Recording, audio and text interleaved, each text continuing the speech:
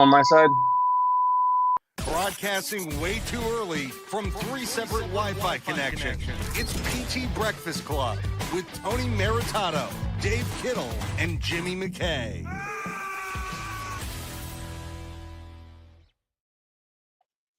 All right, good morning. PT Breakfast Club here live on a Tuesday. What do McDonald's burgers, cruise ships, and smart bird feeders have to do with physical therapy? We're going to explain.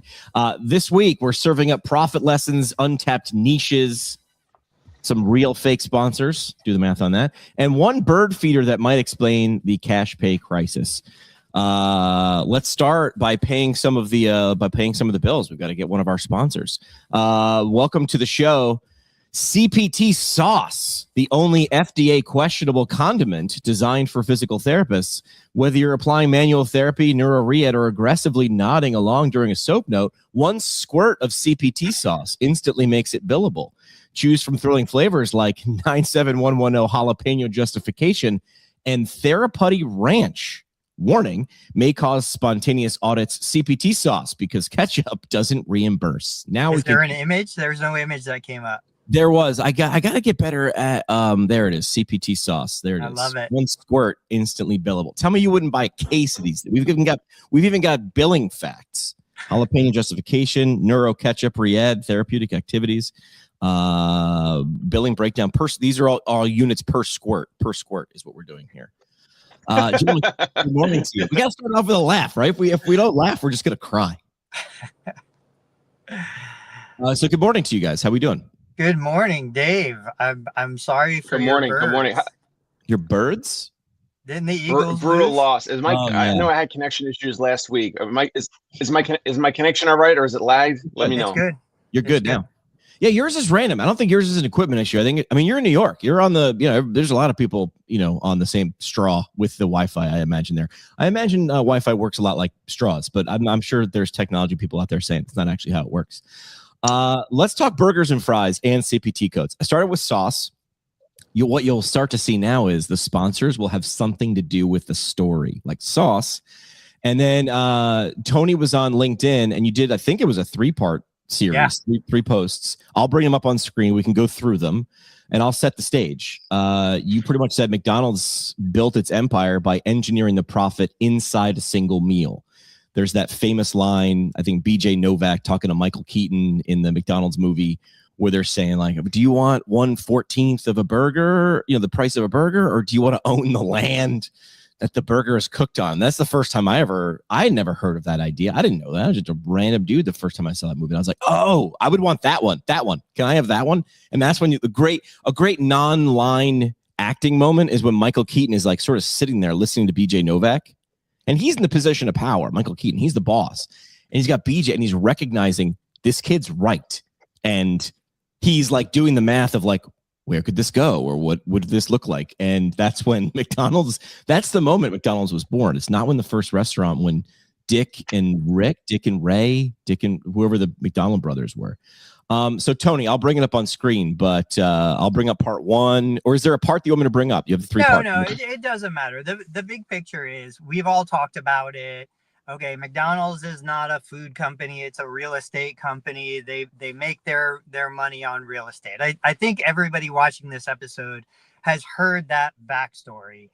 But what I wanted to do was I wanted to understand how the individual franchisee, the actual restaurant, makes money.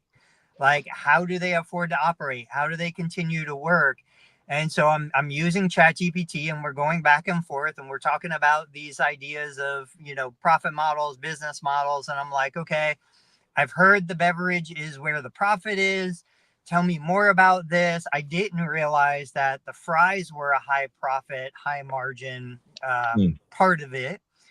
But the thing that really kind of broke the paradigm for me was the value meal. And I was like, oh, this is totally making sense now. When you think about the value meal and how they brought the hamburger, which is basically not very profitable, and I compare the hamburger to the manual therapy, because the hamburger is the protein. If you're looking at this as a solution to hunger, the protein is the solution to hunger. I've got a hunger problem. I need a fast solution. I go buy the cheapest, most effective solution to that is I buy the hamburger. That's the manual therapy. It's low profit, high workload, takes the most cost in terms of sourcing the meat, sourcing the resources, heating the burger, doing all the things that the employee has to do. But then you say, well, how do I get more high profit items sold? Nobody's going to buy 2 and 3 drinks with a burger. Yeah, so you say, okay, I'm going to make the value meal where I sell 2 high profit with 1 low profit. I sell the drink and the fries along with the burger. And then you go into Supersize Me, which I don't even think they have anymore. Do they still have Supersize? I don't think so. No, I don't think so. So the whole thing with because that movie was so effective, Supersize Me. Yeah, I think it completely destroyed like a huge profit center. So then you say, okay, Supersize, what does that do? Well, it increases the size of the drink. It increases the size of the fries. Both of these are high profit items, and it does nothing to change the size of the lowest profit item, which is the burger. So it was like magic when I saw this. And then, of course, you start comparing it to, okay, I know practices today who love manual therapy, who are doing 2 and 3 units of manual therapy in a 60-minute session and just throwing a unit of exercise in there. They're basically saying, hey, I'm going to sell you 3 burgers and 1 set of fries, one thing of fries, as opposed to really optimizing around understanding what is clinically effective. I think when we look at the research, and this is where every PT has to go back to, we look at the research and we say, okay, is manual therapy in general more effective than therapeutic activity? I don't think the research says that it is. So we say, why would I deliver something low profit, high workload, high burden, high cost of attention and focus and resources when I've got something else that's probably supported just as much, if not more, in the clinical research to be effective to achieve the goal, and like 30% higher revenue? I'm going to say 100% higher profit because there's a bigger margin there. When we look at a treatment is effectively a value meal. We can optimize for efficiency in that value meal, especially in a third-party payer system like I have. I mean, it's called a value meal. As soon as you said that, I was like, oh, wait a second. It's genius. Like, it's been there in plain sight the whole time. It's like, but this has value. Number one, tell the person it has value. How do you do that? Put it in damn name, right? That's smart. I'm seeing these things now. It's been there in plain sight. If you just sold me burgers, fries, and sodas or shakes separately, we can go into the shakes thing. That's a whole conspiracy theory, right? Those things separately are worth, X, but you combine them and they are worth more than the sum of their parts because it's solving a complete hunger problem. Netflix doesn't solve a movie problem. It solves a boredom problem. Understand what problem you're solving first. Now, I want to hear from Dave before I mention what one of the comments were on LinkedIn. So the thing that resonated with me with this, first of all, is that all these fast food places, it was like you drive up to the window or you walk into the place historically, let's say for decades, right? And you just pick one item, you pick 2 items, 3 items, whatever. And the customer was in the lane of decision in terms of like what they were actually going to get. And whenever, I don't know, with your research, did you come across when McDonald's rolled out the value meal? I'm just curious as to when that was. I'll look that up. So the fact that they then said like they almost like what other place does this? Like you go to a restaurant and they're not gonna they'll tell you like, hey, we have some specials. And here's, oh, you're new here, you've never been here before. Here's the, here's where the drinks are on the menu. Here's the appetizers. This appetizer, this flatbread is popular or whatever. But you go to these any restaurant, and there's not usually like a condensed meal unless it's like one of those pre-fee menus. That is different, but then that's obviously usually higher ticket. The fact that McDonald's kind of took that whole approach and was like, we're gonna package this meal for you. Value meal is like one of the most genius things I think almost of all time in fast food to name it that. Apparently we have to give credit where credit is due. To who? It was Wendy's. Wendy's did it in 1989. Oh, yeah. So not that long ago. Okay. And then McDonald's followed suit in 91. But so there's also something else. So in the 90s, the thing that got me or my family to go to McDonald's, there was something that was a hook. There was something that was a magnet. What am I referring to? Do you guys know? The Free toy and inside? Free prize the inside. Happy Meal. The Happy Meal. Also a meal. Happy Meal. Value meal for the adults who understand the word value. Happy Meal is like, I get a toy that's valuable to me. I don't know what the word value means, but I see a toy on a commercial and the kids are like, Mommy, Daddy, I want to go to McDonald's. Another genius layer. Obviously the food has been proven to be horrific and horrible. I know Tony still goes there a little bit, but once a week or twice a month or whatever. But in general, like, I don't go there, but they've done so many things that, yes, absolutely, we could model in physical therapy and healthcare. And they wrap it in a box. What kid doesn't like opening a present? I mean, like, now you're seeing it when you're like, well, why do they do that? Very few accidents. Very few. We're not doing this on purpose. Rest in peace, Dave Thomas, the realest OG in the fast food game. I have got a couple Dave Thomas stories that I'll tell later before we're done with the segment, but like, understand what business you're in. And I don't know, but I think all of us probably agree there are people in our profession who would turn their noses up at the thought of doing any of these things in their practice, because I am an autonomous practitioner. And I want to stress we're not asking you to do that. If you don't exist 3 years from now, you help no one.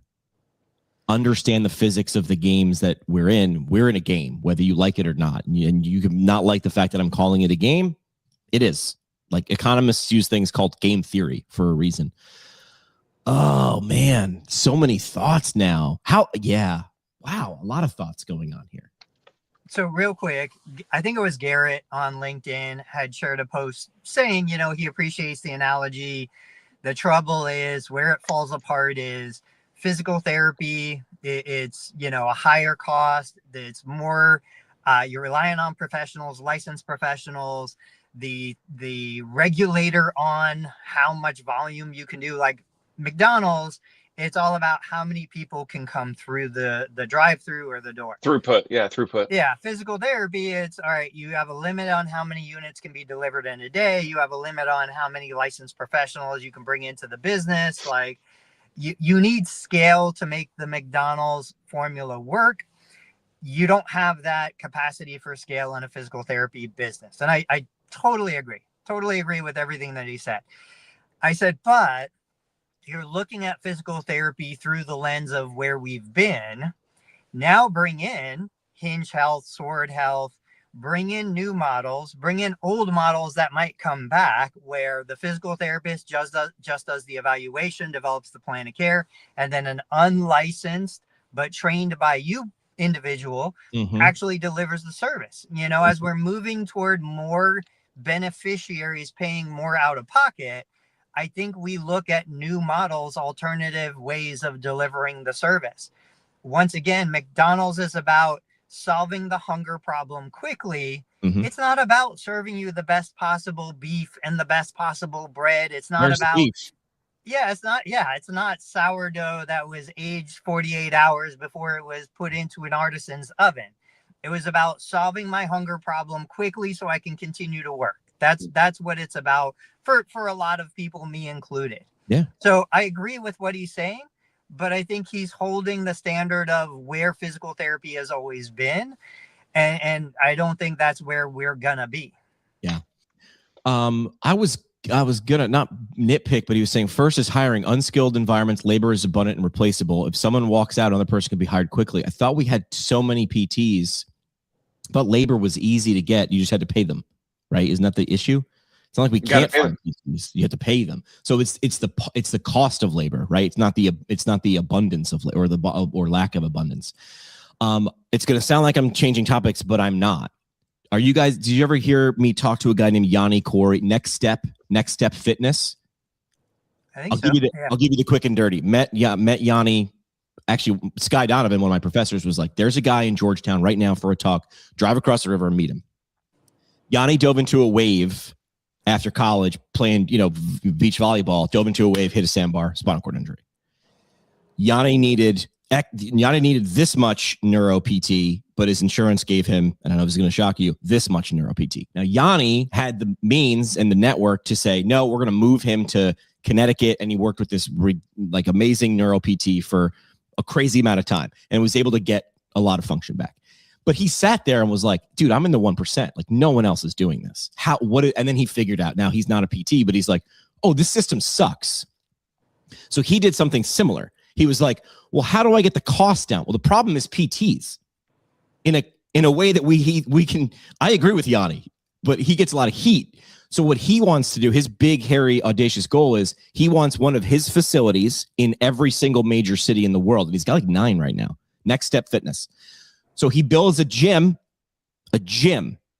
filled with all the neuro equipment that, FES bikes and all the things that neuro people know better than me. But he can't put PTs in it because that screws the model. So what he does is he brings a PT in to train the trainers, and I'm using air quotes, less skilled people. They gain skill because a PT just touched them and trained them and comes in to oversee. But if it was one-on-one PT, Yanni's model does not work. So Yanni's in the solving the problem business, not in the making people happy business, making PTs happy business. So that's what he does. So Dave, I'm just curious, do you ever have scenarios where you go in and train the trainer of your client? Oh, that's interesting. No. No, because how am I gonna? Why would I do that? How am I gonna make money off that? I would imagine. You know what? I'm a nice guy. I'm a mensch, but like I need to make some money. I'm not gonna train the trainer with like physical therapy skills and then be like, all right, see ya, and then go make money off this client. Wait. I have a production company that helps people launch YouTube and podcast channels, but I have no problem if someone's like, can you just come into APTA Home Health and teach us? I go, yes, but it's going to cost you this. And then I'm like, it's 4 days worth of work. And then I go, if you're going to do it, have a great, and you're going to do it well, have a great time. I charge them for that. That's like Con Ed. That's Con Ed. Is there a portion of Dave, is there a portion of your existing clientele over the years that has their own personal trainer already before they came to you? Yes, of course. Yeah. So, I mean, I go back to like when I was on Siesta Key in Sarasota and we had a clientele of high net worth. They all had trainers. They all had professionals. They had gyms in their office. They had gyms in their home. And one of the things, it was like its own service was, okay, you already have the infrastructure. I will come in, like Jimmy said, for an elevated fee, and I will train your trainer to carry out your program. We would do this when we were in a CrossFit gym or doing anything in a fitness center. The personal trainers had good relationships with the clients already. They didn't want to disrupt that relationship. So we would come in kind of as its own program to say, okay, this is a layer between what you've been doing and what you need to do for this particular client. We'd train the trainer, and then the trainer would carry out the sessions. Yes, we would lose like the value of doing the sessions with the client, but we would gain the shorter term, higher profit of just training the trainer. Yeah. So I would be open to. Are you saying just the evaluation? So the physical therapist goes in just for the eval and evaluates the client, or maybe a visit or two, or what are we talking about? Maybe value mail it. Yeah, you get an eval and like 2 or 3 visits, and then a consult evaluation, maybe a bridge visit, or that visit the trainer shadows us, whatever. Let's just talk numbers. I love talking numbers. So yeah. at the very least, and this is why we'll break down. At the very least, we're going to say to the trainer, like, I mean, if you're going to carry these out, and we're going to basically kind of coach you on how to like help this person almost like in a rehab way when you're not a rehab professional. I mean, at the very least, it's going to be $2,000. It could be $3-4 grand. Like we have some people that stay with us for a long time. Some people stay with us a short time, but on average, like, my average, the last time I checked, was like $4 or $5 grand in terms of average lifetime value per self-pay patient, not the out-of-network insurance folks, but the people that are running through Stripe or credit card processor. It's like It's like $5,000. So I mean, you think a personal trainer is going to pay me $5,000 for us to teach them and coach the client? Yeah, the client. I but think then the client's paying double. They're paying the $2,000 to $5,000 for my value, but then they're also going to pay for the trainer's time with whatever that package is. Lower than yours, likely, right? It's lower than yours, likely, right? But they're paying mine if they're going to pay me a lump sum up front for me to release them to the trainer. Yes. I think there's a market, whether it's within the existing clientele or a market that you could attract, of individuals. And I'm just going to throw random numbers out there. Let's say your average plan of care, you go from 5,000 to 2,500. So let's just go somewhere in the middle at 3,500. I think there is a client out there who doesn't know you, who wants to do their therapy with their existing team, with their existing trainer, their massage therapist, their dry needler, their personal trainer. I think that they would be willing to pay you somewhere in the mid-range of what you would typically get for an entire episode of care. And let's just say an episode might be 9 visits, where you would come in for 3. You would do the evaluation. You'd consult with the team that's in place. You'd show them how to do what you do and what needs to be done. Maybe you would be available for some consults by phone, like as they're progressing through. But I think they would be willing to pay you and pay their team. And to Jimmy's point, it would still be less than paying you for the whole plan of care, but the price isn't the issue. It's they don't know you, they don't have a relationship with you, but they hear that you're the professional who will come in and give their existing team the information they need so they could be in a comfortable environment with people they know, people they've been working with. You're warming me up to it. I like it. Go ahead. Let me twist one wrinkle and see if it changes the value or perceived value. All value is perceived value. It's not a trainer anymore. It's the caregiver. Does that change it? Do you know what I mean? Does that change it? You're taking someone who's going to be there. It doesn't change it. That's what I mean. But does it make you, what I'm asking is, does it make you feel better about it? Because there you're like, oh, I'm not replacing myself here. This person's going to be on site all the time. I'm now empowering them. That's not as much as the caregiver is going to be there 24/7, or close to that.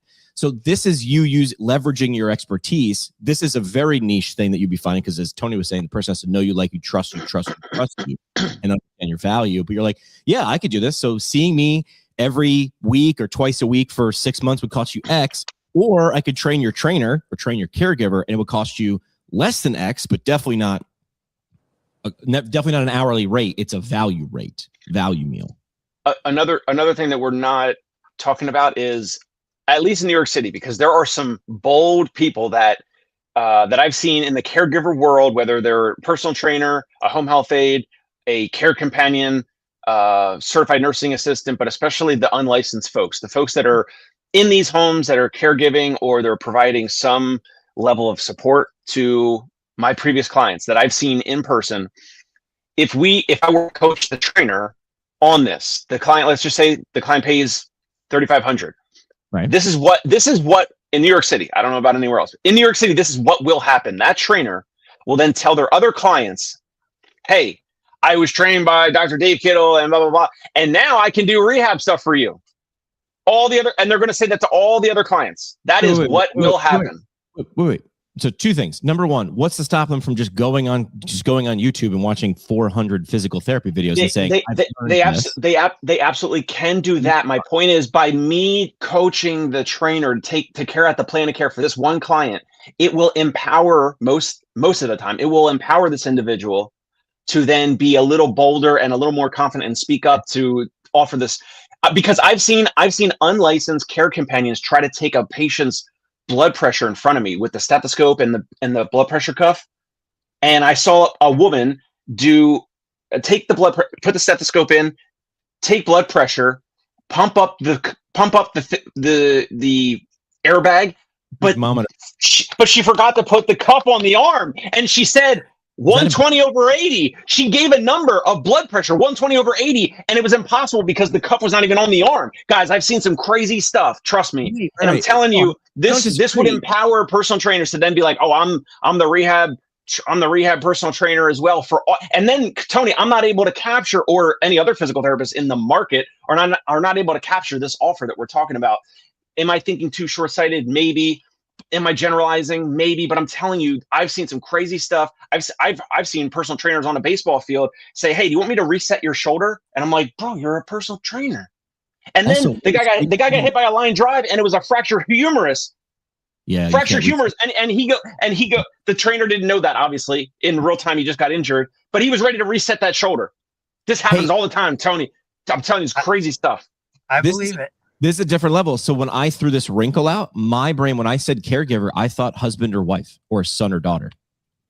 That's what I was. I think I would be more inclined to do that, because then they're not going to, go off on a tangent and try to tell everyone that they're like the unlicensed rehab professional in the area. I think that was my thing, which is like, hey, listen, I can't afford bringing Dave Kittle. Like, I understand your value, but like, I'm taking care of my dad. If I didn't have a PT degree, I'd be sitting there. Home health came in once or twice, and they were amazing when they were there, but it just wasn't enough. So I was like, can you just teach me 2 things to make sure my dad doesn't fall? I mean, I know it's patient education, but this is more than that. And I feel like people would pay for more than that because value. I will say this. So back to the menu. Manual therapy is a hamburger, right? That's high labor, low margin.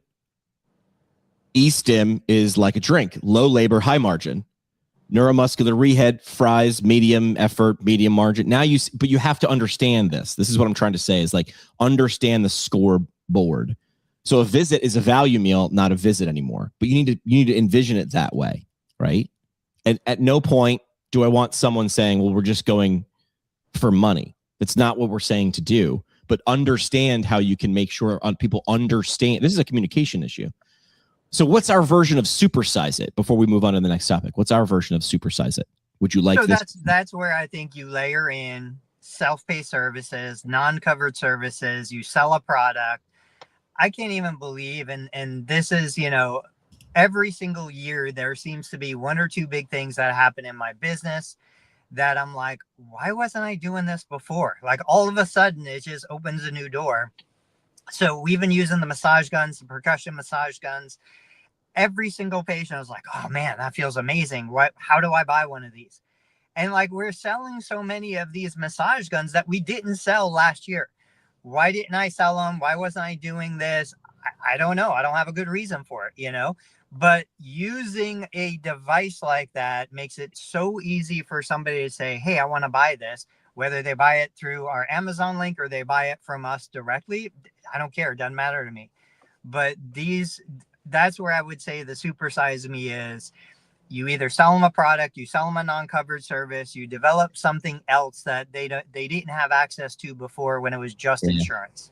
I feel like your model of use the gym whenever you want in between visits is a leg. Like, it's it's paid for, right? This person's not going to break the leg press. That's not really how it works. Health bundle, knee bundle, right? So massage gun, maybe one of Joe Lowe's bands, and a stretch out strap or compression boots or whatever, or TENS unit. I know Tony's bundled stuff before. Here's a crazy idea that I don't think I've ever heard before. What if you sold our new sponsor, StimNap? Yes. Nap that you can build for. This episode is brought to you by StimNap, the revolutionary system that turns patient nap time into revenue time. Here's what you do. You plug in, press go, and let the gentle hum of an unintended electrical stimulation unit do the work while you pretend to check notes nearby. Each StimNap comes with a free, totally therapeutic sign to hang above your plinth. StimNap, because why should machines nap alone? StimNap, you can bill for it. I have a slightly better name. Okay, go. ZapNap. ZapNap is right there the whole time. ZapNap. I'll talk to Keith, my rep over at StimNap. So real quick on that same topic, NewFit sells the Newbie. They have a protocol. It's like a neurologic reset. They put 2 direct current electrodes under the occiput. They put 2 at the base of your feet. They run a current through your body. You lay there for like 20 minutes. I never did it. I never understood it, but I saw like videos of them and went through. That's exactly, they've been doing this. The people who use it and do it say it's amazing. I mean, it's right there. You mean the people who take a nap in the middle of the day are happy to take a nap in the middle of the day? That's weird. The only people who don't like taking naps in the middle of the day are 5-year-olds. Everybody else loves it. So, Dave, do you nap? Are you a napper, Dave? During baseball, I definitely try to. When my son was napping from 11 to 1, some days I was napping in the same room or the next room over. Yes. Right now I don't need it, but during spring or summer baseball, when we were doing like double headers and all that, and like the next day or two, I was like extremely fatigued or tired. Yeah, I definitely have been. I'm a twice-a-day napper. I nap twice. Two zap naps a day. What are you, a hobbit? Are you eating 2 breakfasts? Typically, I will leave the clinic around 12:30. I'll get home, I'll eat, and I'll do a 20-minute nap. And then usually again at like 6:30, 7 p.m., I'll hit a That's too late. 20-minute nap. Hold on. What time do you wake up and what time do you go to bed? I wake up at 6 o'clock, pretty much 6:10 every morning. Okay. Usually before the alarm goes off. And then I try to go to bed at 10. Like 10:20 is the perfect time for me to go to bed. And I get two quick 20-minute naps in, and it's perfect. I've now reorganized the people on the screen in the likelihood of us napping, and it's Jimmy, which is 0. I would love it if I can't do it. Sometimes Tony twice a day. A double header of naps. The reverse. All right. Do you guys want to go the cruise ship thing I posted? How come no one's been the cruise BT? Or do you want to have this it's 85% of a good idea. I don't know how to modify it to PT. You want to go cruises or I think we hit cruises a bunch already. Yeah, let's do the other one. The 85% of a good idea. So steal this strategy. I love this is like where like Rory Sutherland comes along and he gives you an idea and you're like, that doesn't make any sense to my profession. But then like the cool part is it rattles around your head. And then I call them idea parts. Other people, it's just like, let me get the essence of this, or what's the emotion of this? And then how do I do that? I was taught at an early age in my career, when you have an idea, when I would pitch things to my bosses when I was younger, they're like, it's not there, but put that in a file. Like, that's good. We don't have a place to put that, but that's good. That's some good ingredients there. Save that. I thought this was brilliant. Have you ever chained a coffee mug to a fence before? I had never done that, but Nescafe did this in a city in one day, and they essentially went completely analog in the digital world. Here's what they did. They pulled off a masterclass in physical and digital engagement. They went around the city and they took bike locks and red Nescafe mugs, and they bike locked the mugs to benches and railings and payphones. They got permission to do this, right? But it was obviously, this doesn't belong here. Kind of like what I was talking about with Dave the other day. The door hanger from hotels doesn't belong in an apartment. There's the juxtaposition. There's the purple cow. So they did this. So there's a bunch of mugs hanging all over the city, and I can touch the mug, but I can't get it without breaking it because there's a combination bike lock. And then there's a little tag with a QR code. So all you had to do was scan it, check in their location with, who am I with? Nescafe. So they get a little online buzz from a digital thing. And then pops the combination. I've unlocked the mug. That alone would have been, hold on. That alone, I would have been like, no notes, like clap, clap. It goes further. That same day, I'm guessing it was a Saturday or a Sunday, right? Because you don't want people in a rush for the next part. There were little coffee carts. I bet you they just took people who normally sold coffee and said, we're going to slap this logo and we'll pay you for all your coffee for today. Now there are coffee carts around the city that are now all Nescafe red, same color as the mug. And if you have a mug, you come up and they give you the free coffee. They'll put the coffee in it. And hey, have a Nescafe. That alone would have been clap, clap, clap. Well done. They did not stop there because the campaign's name was Nescafe, bringing people together. So when you walked up to the cart, they gave you another mug and said, give this to anybody that you want, and we'll give you both coffee. So now you have the physical to online engagement. People are checking in. So people online are like, what is going on? Steve checked in with free coffee, and of course he's going to take a selfie with the mug. I solved the prize. There's a little bit of a scavenger hunt part of this. You've got the physical gift. I mean, I don't know what's a mug cost if you buy them at scale. $4, $12. I don't know. The bike lock. I already looked online. Bike locks are $6. You can get them for $6, and you don't need the best lock. You want them to be broken into in this situation. And then you were hopefully already distributing coffee, or someone was distributing coffee in this. To me, I'm looking at this, and I'll say it in public, dude. How do I steal some of this magic for CSM? If my audiences hire Jimmy to do whatever, this would be good. That I might have to price myself out of it because I'm going to get permission from a conference, the conference hall. You move a cardboard box in a conference hall and it's 10 grand. So I don't know if I could do this, or do I go completely guerrilla? But anyway, I love this campaign. Guerrilla. No, I think I go guerrilla, but no notes for Nescafe. Like, wow, like they thought about it. And I bet you the CEO never touched this campaign, because if they did, they would have been like, what's the ROI? And I'm like, I don't know if you can measure ROI right off of this, but it's in there.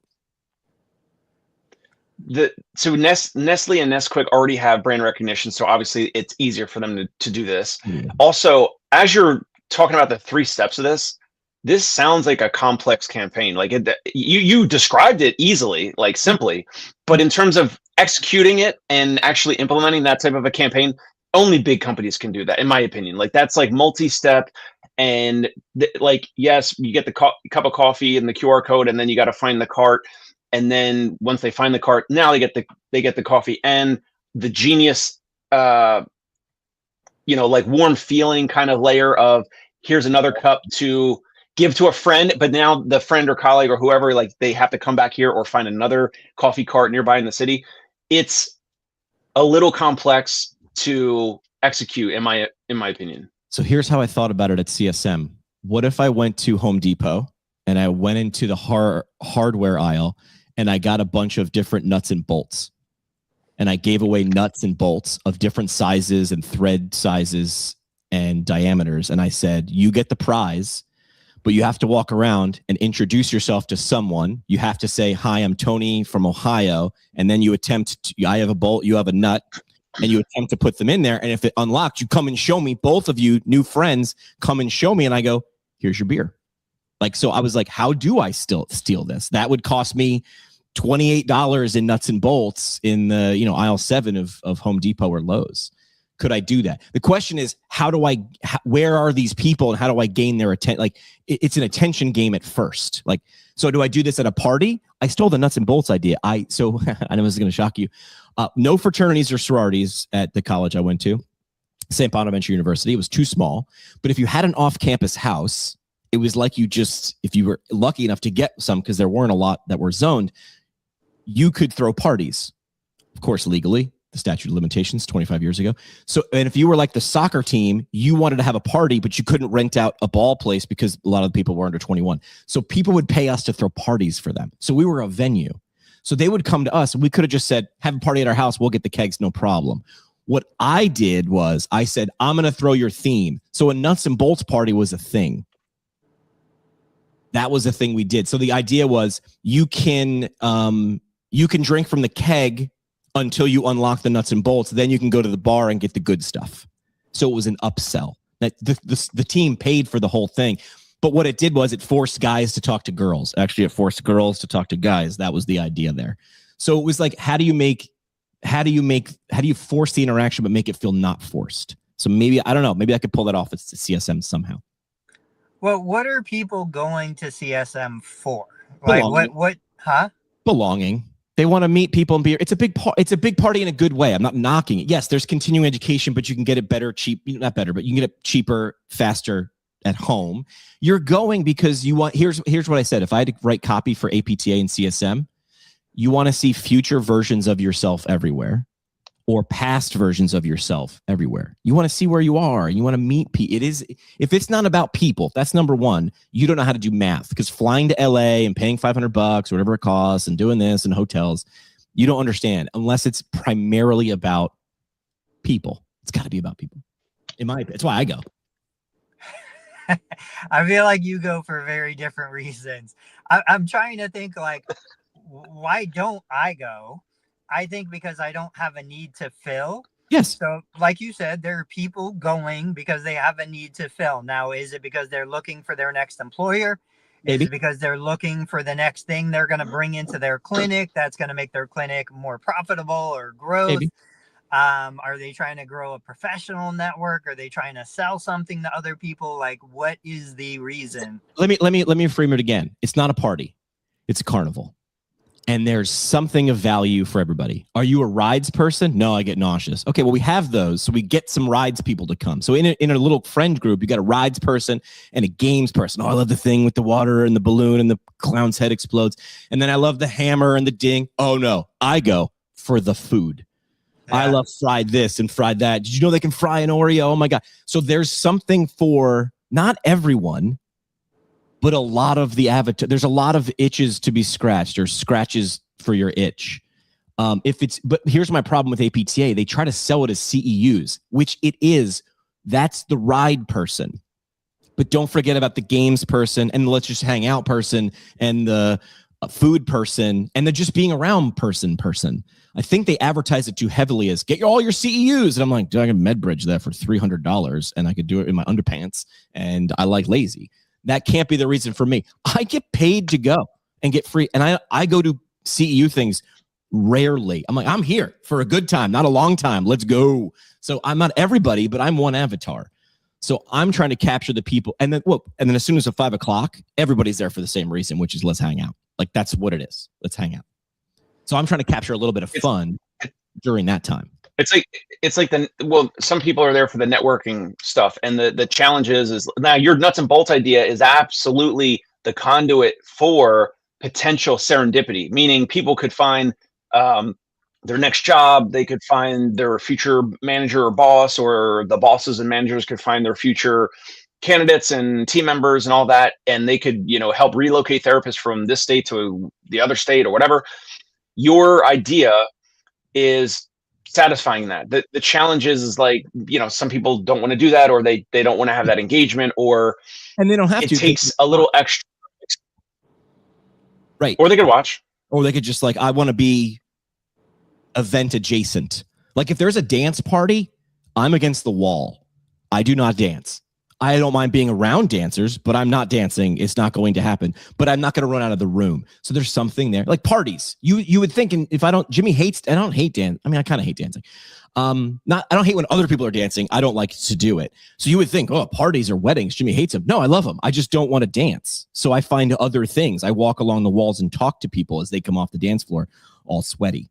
I don't dislike it because of sweaty, by the way. If you did the nuts and bolts thing, I think you would have to have it set up where like there's a necklace or something that has the nut or the bolt like on full display. So people with the nut and bolt can see each other. You don't just randomly walk up to strangers and be like, hey, do you have a nut? Do you have a bolt? Hey, you want to see my nut? What?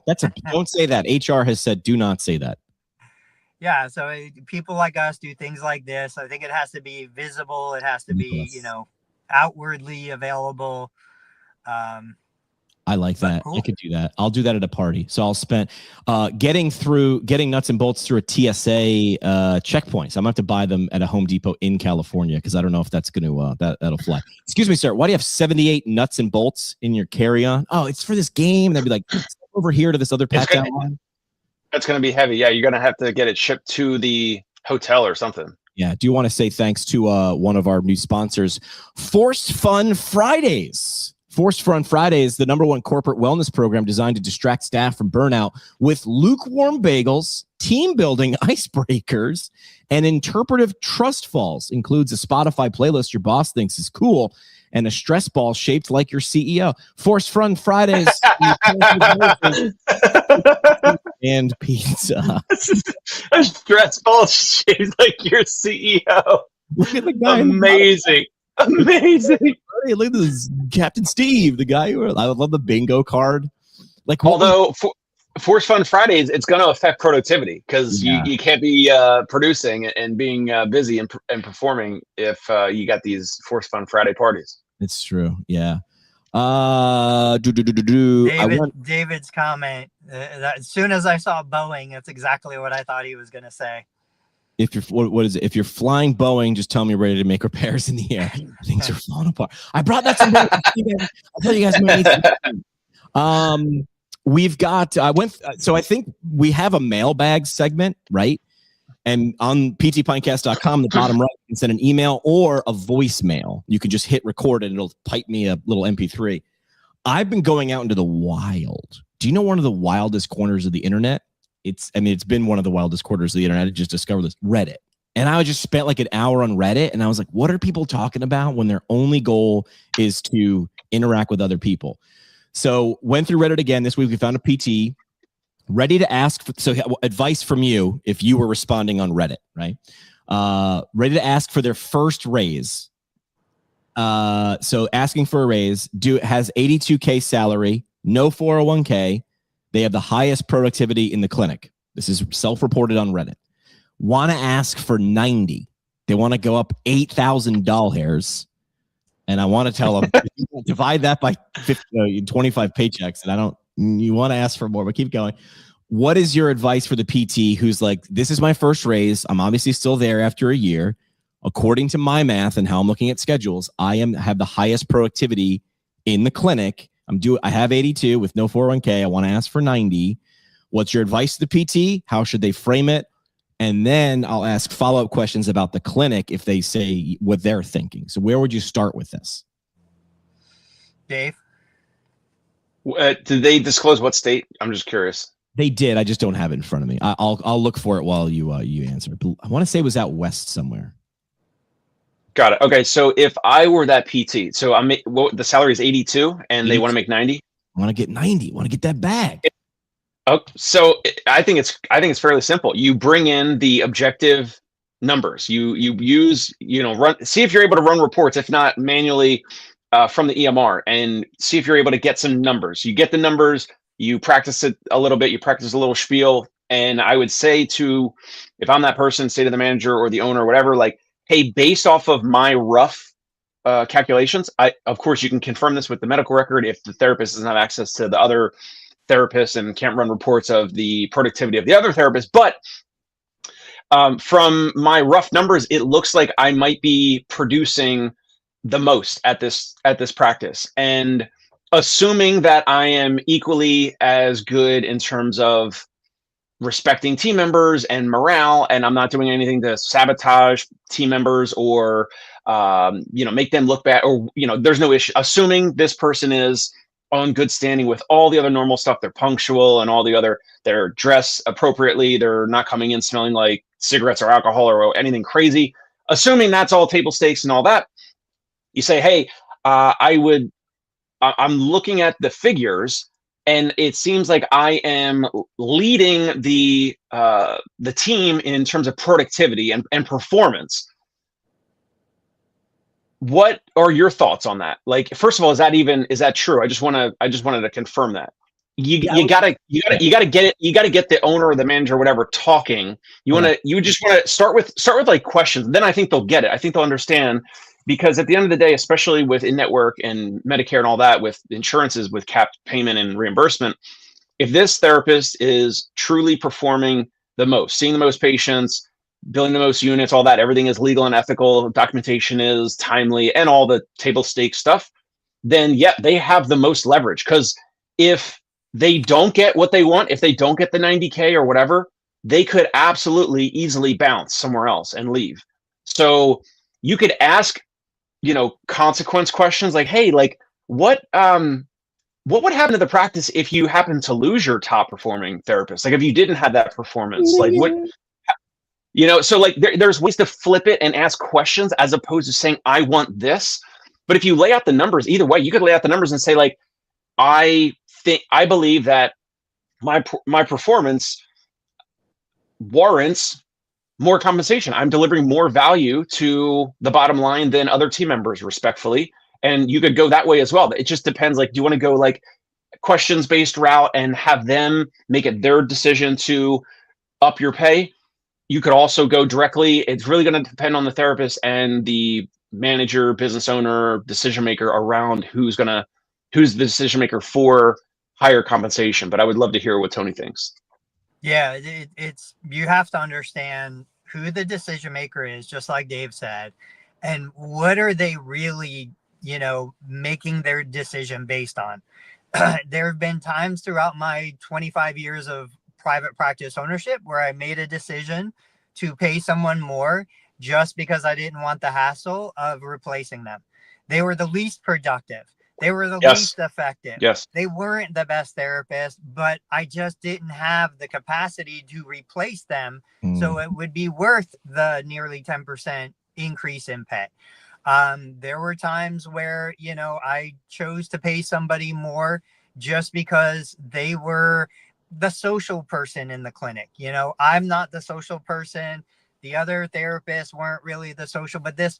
So you have to understand the motivation of the person who's going to make the decision. Like $9,000 or $8,000, it's not a big deal in the big scheme of things. But if you look at it on a percentage basis and the person making the decision is so used to 3% and nothing more, you're saying I want 8 or 9, 10%. There's no way they're going to say yes. You just have to understand what you're selling that person on this idea. You have to understand what they are willing to buy, what they need, what are their pain points. Sometimes it's productivity, but I find that it rarely is. I just don't see productivity, profitability being the deciding factor. The pain point is usually, I don't want to replace somebody. I don't want to go through interviews. It's going to cost me more than $8,000 to find somebody who's going to do your job. So that is what they're paying the $8,000 for. I was on Reddit. Great answers, and you covered both bases. I was going to ask you now go from the go to the clinic side, but you did that.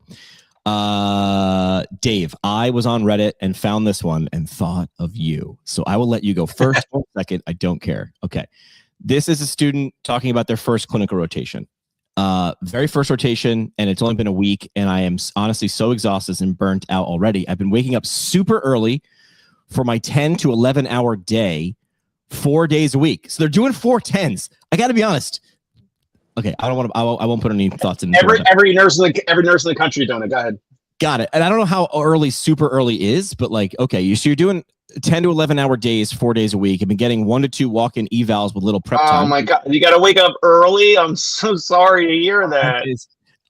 And seeing 7 to 8 patients. I'm like, I don't know how long or what. I don't know the setting yet. I guess the only saving grace is I just have to run the exercises with them, but I also have to do the notes after. Yeah. My other CI has been super helpful on quizzing me and making me do manual stuff and taking measurements.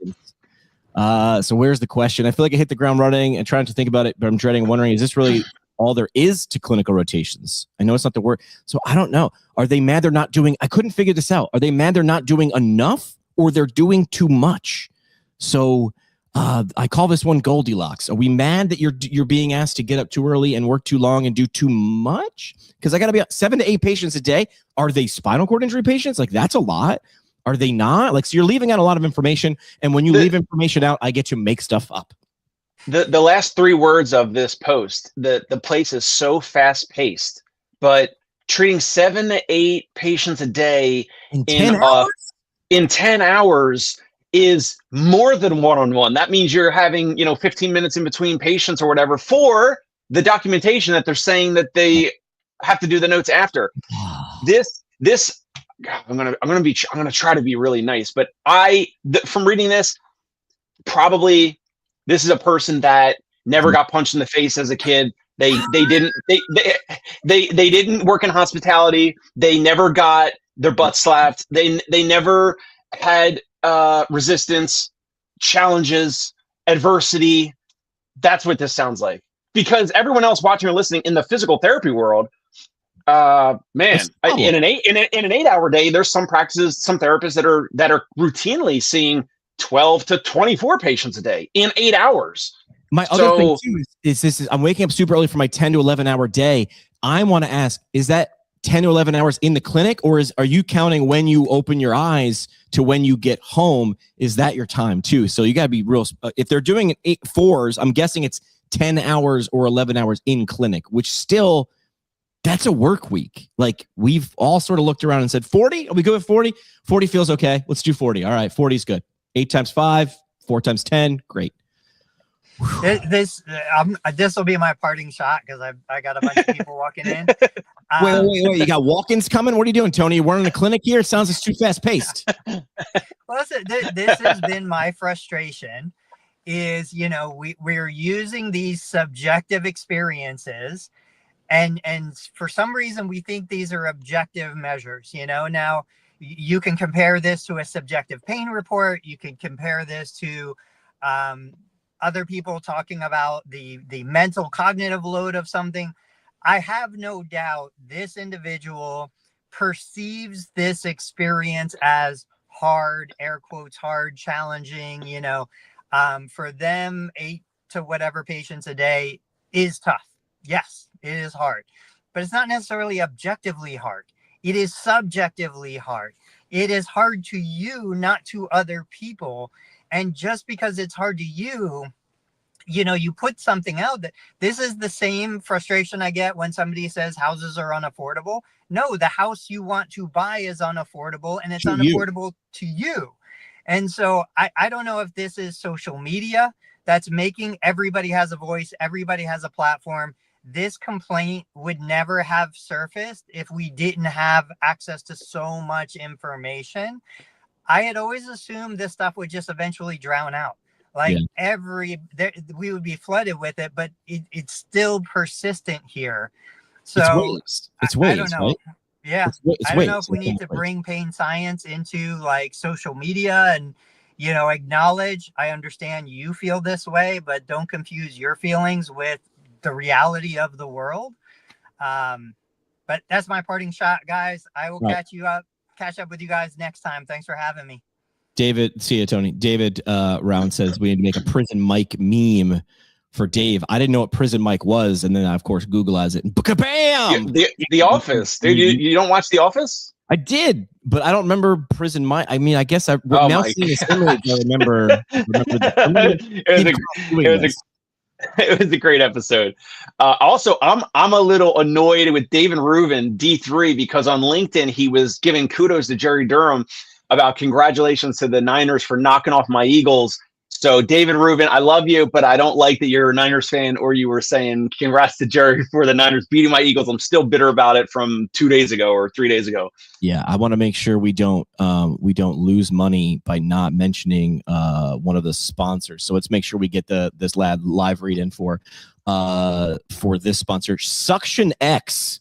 Ask your PT if Suction X is right for you. Suction X is a breakthrough external decompression enhancement therapy using time-tested circular discoloration protocols to create the illusion of clinical progress. Side effects may include awkward bruises, unsolicited gym questions, cult-like devotion, spontaneous TikTok videos, and a temporary belief in ancient air vacuums. Suction X, because recovery should Jimmy. Dramatic. Jamie, I don't care what you say. Cupping feels amazing. It helps me. Sometimes I've used it with clients. I have cupping marks on my back right now. I love cupping. Listen, I'm not saying don't love cupping. I'm saying take the money from Suction X. That's what we do. All right. Parting shots. I do think we can loop back around in the future to talk more about physical product bundles or service bundles with patients, the way that we were talking about value meal for McDonald's, and how can there be, like, what would be the value meal for physical therapy? So every patient's different. That's a challenge. Every patient is different. Every condition is different. You know, some people are like, oh, I don't like TENS and electrical stimulation or modalities or whatever, or massage guns are useless. But people, like, we don't need to recreate the wheel. Like, people know what value meal means. So, like, if you went into a physical therapy office and it was like, here's literally, like, hey, we're ripping it off 100%. Here, I want the value meal for your knee or your back or whatever, and it's a TENS unit and a foam roller and Suction X cupping or whatever it is. Could have temporary tattoos that look like cupping dots. David Rubin, you're a Ravens. I think the Ravens got knocked. I think they got knocked out. Yeah. Yeah, I don't disagree. Perfect. All right. My parting shot would be understand what game you're playing. And don't hate the player, hate the game, or love the game, but understand the game. This, I feel like this came up several times. If that type of patient population and that speed and that work isn't for you, don't do it. I was in the clinic for 2 years. I knew I didn't want to be in a clinic during my clinical rotations. I knew it. Went to leave PT school. I was like, this isn't for me. This isn't too hard. This wasn't the hard I wanted to do. I didn't like it. I was like, like, I love ice cream, but this flavor ain't for me. So I went somewhere. I didn't bitch So about it. you also Yeah, you didn't go on social media, you didn't go on Reddit, you didn't go and flame the whole like industry. Yeah. No, what I did was I talked to my roommates and I was like, "Do you like this?" And they're like, "We love it." And I was like, "Oh, this isn't for me." And there's nothing, and I felt bad about it. Like I was like, "What's wrong with me that I don't love this?" And then they looked at me hosting a podcast as a PT student from my couch, and they were like, "That's weird." I'm like, "Dude, I love this. I learned so much, and look what happens when we do this." I'm like, "Oh, so my heart and your heart are different, and you not liking my heart is totally cool. If we all like the same stuff, there would be no jobs for that." Do you know what I mean? If there were no crazy enough people to walk into burning buildings, like all the burning buildings would just burn to the ground. Like we have to have people who like and are okay with different stuff. That's okay that you're that student. Choose your heart. If this ain't it, man, you signed up for the end. I want to be a PT and tell people I'm a PT and do this. And now you're doing it. And if those two things don't match, you will hate getting out of bed every day. That is, I mean, that's that. I'm going to stand behind that. Choose your hard, right? Same thing with business, though. If you're like, well, I just want to do what I want to do and get paid as much money and the insurance company sucks, you're doing the same thing as that student. You're bitching about the thing that you signed up for. You signed a contract. They said, if you do A, we pay B. You do C, we pay D. And you're mad about it. That's okay. That ain't going to change it, though. It's not going to change it. And, you know, you probably should have done more shadowing and more due diligence when you were younger before you actually went into the program, the Doctor of Physical Therapy program or whatever. So sorry to tell you, but it's your fault that if you didn't do enough due diligence or have advisors or help or whatever to say, hey, why don't you go shadow at the Concentra down the street? Then you would have been there. Then you could have talked to the therapist 4 or 5 years ago, whatever. And then you would have said, then maybe that's not right for me. Well, so here's the problem. Here's one. I agree with 89% of what you're saying. Talking to therapists, if they like the job, if they like it, if they think that doesn't work. You have to ask them, what do you like about it? Why do you like? Well, I see 8 to 10 patients a day, and they're like, that's fine. And you're like, oh God, ugh. I get up at 5:30 because I live an hour away, and I don't want to do that. Good, then you don't like the job. Somebody, I think it was Seth Godin or someone reframed it. They were like, you know how many people I hear just say, I want to quit my job, I want to open up a coffee shop. And the guy came in such a great way of framing it. Do you like spreadsheets and ordering things and making and paying for things and shipping things? Like, no. That's what the owner of a coffee shop does. They make sure there's cups and lids and coffee and danishes on site. You want to be a barista. You're like, I want to hang out and make coffee and talk to people and yuck it up all day. You want to be a barista, but you want to make coffee shop owner money. Everybody wants to be a gangster until it's time to start doing gangster things. Dave ducked out. All right. We'll be back on Thursday. And feel free to weigh in. I think we're going to talk about value meals again and how you can strategize that. And if someone is doing that already, I would love to hear from you how you are framing that, what you are doing, what you are calling it, all the simple and all the big things. We'll see you. That's it. We're out. Boys, what the hell are you doing? Follow Tony Maritano on YouTube at Total Therapy Solution. Find Dave Kittle at ConciergePainRelief.com and on YouTube at The Dave Kittle Show. And follow Jimmy McKay at PT Pinecast on YouTube, the socials, and wherever you binge podcasts you pretend are for CEUs. And hey, just a reminder, none of this was for advice. This was for entertainment only. Our lawyers say that counts. Thanks, Keith.